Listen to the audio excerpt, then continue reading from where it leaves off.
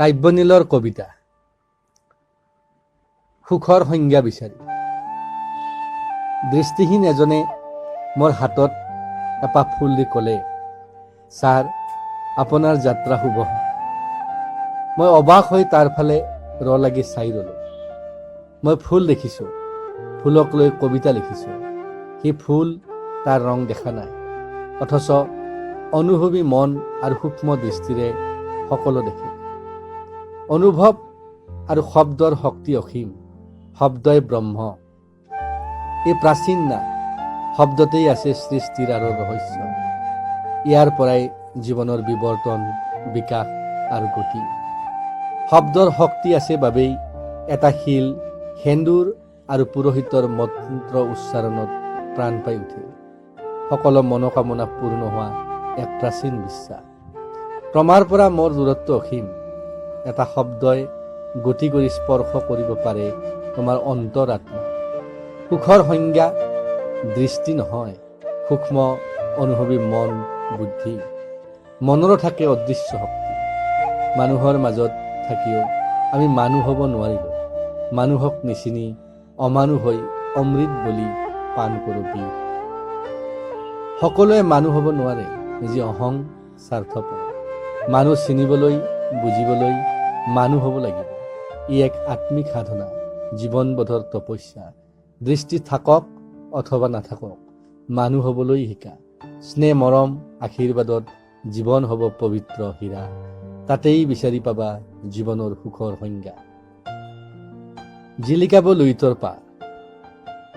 নাঙলৰ শিৰলুত সোণৰ সীতা বিচৰা দেউতাকে ভাবিছিল, ল'ৰাজনে এদিন ডিঙিত সোণৰ পদক লৈ ঘৰলৈ উভতি আহিব।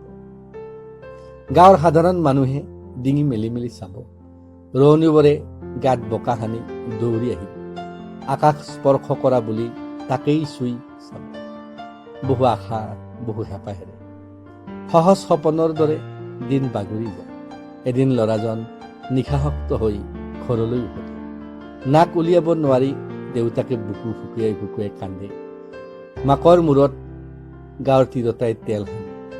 কি যে এটা মিঠা সপোন সি দেখিছিল। মকৰা জালৰ দৰে এবুকু দুখে তাক আৱৰি থাকে। জিলিকাব লুইতৰে পাৰ আমাৰে বাচা বুলি নিচুকনি কোনে কয়।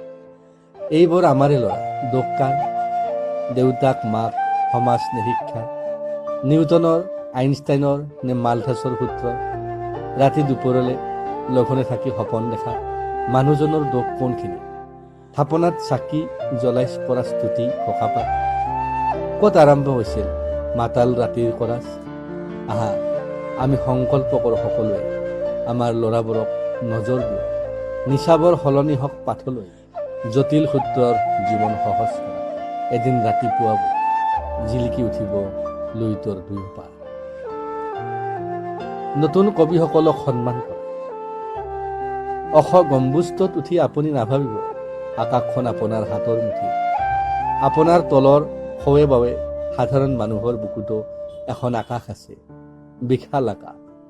বোকা খচি গা মুচি ওপৰলৈ উঠিলেও ভাবিব আমাৰ অহা আৰু যোৱাৰ বাট এটাই, ওপৰলৈ উঠা। অহংকাৰী মনৰ বাবে এদিন আমি পিছলি পৰোঁ তলৰ সাধাৰণ মানুহৰ কান্ধত। যি কাণ বগাই এদিন আমি ওপৰলৈ উঠিছিলোঁ। এই যে কবিসকল, যে কলম তুলি লৈছে, এওঁলোক সন্মানীয়, নতুন যাত্ৰাৰ পথিক। কবিতা জীৱনবোধৰ পাঠশালা, শব্দৰ নিৰ্মাণ, অনুভৱ অনুভূতি কবি মনৰ নিখুঁত শিল্প। কবি হ'লেও সকলোৱে কবি মনৰ হ'ব নোৱাৰে। যি এটা গম্বুজত উঠা বুলি ভাবিছে সেয়া অহংকাৰ। কবি সৰ্বকালৰ নিৰ্ভীক শিল্পী। কবিৰ অলংকাৰ শব্দ, সৎ মন, অহংকাৰ নহয়। যিসকল নতুন প্ৰজন্মৰ, সিহঁতক সন্মান কৰা। এখন আকাশৰ তলতেই সৃষ্টি হয় কবিতা। অনুভৱ হয়তো সুকীয়া। আহা, আমি কবিতা শুনো। কাব্যনীল।